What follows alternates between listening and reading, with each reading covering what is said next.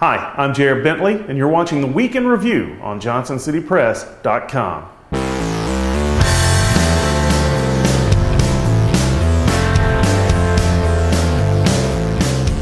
Tristan Retke, an ETSU freshman, showed up at a Black Lives Matter protest on campus this week and made headlines for all the wrong reasons.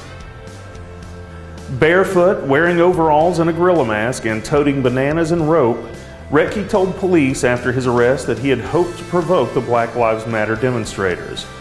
Retke was charged with civil rights intimidation of the peaceful protesters at Borchuk Plaza. Retke also carried with him a burlap sack that had a Confederate battle flag and marijuana leaf on it, and taunted protesters with rope and bananas. The encounter between Retke and police was caught on camera as he was being detained, as was his interaction with the crowd on hand. Judge Robert Lincoln arraigned Retke and set the case for a status hearing November 9th. After discussion with supervisors and other administration and the district attorney's office, it was then decided that Mr. Retke will be charged with TCA section 3917-309, which is civil rights intimidation. That is a felony offense. We spoke to them, Your Honor, and we wanted a chance to get the facts in the case first and look into it a little bit, and if we can't resolve it on that date, we'll certainly set it. Then this will be your initial appearance back in court on November 9th. There were positives, however, as the community gathered Wednesday night to discuss the issues, and on Thursday, that protest crowd grew exponentially. What were only 10 sign-carrying demonstrators on Wednesday morning became a massive circle of supporters with more than 100 members by Thursday afternoon. ETSU President Brian Nolan walked around the circle and shook the hands of the demonstrators and their supporters, stopping to hug a few and lend his praise for their poise and restraint in the face of provocation. The Elizabethton Police Department is investigating an improvised explosive device found in some tall grass just inches away from the Tweetsie Trail. The object was disabled by the Regional Explosive Ordnance Disposal Team of the Johnson City Police Department. After it had been rendered safe, the Criminal Investigations Division of the Elizabethton Police Department said the device was a portion of metal pipe with components and characteristics consistent with an improvised explosive device.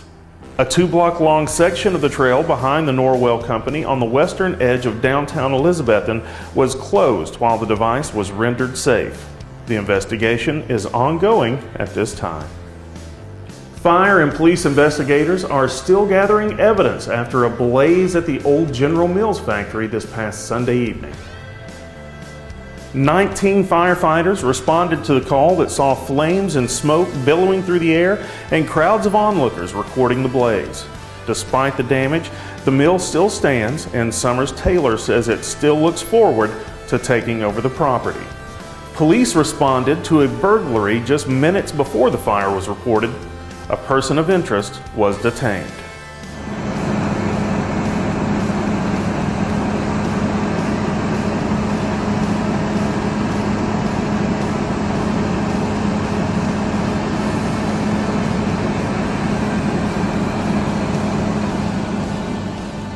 Let's finish things off with some good news.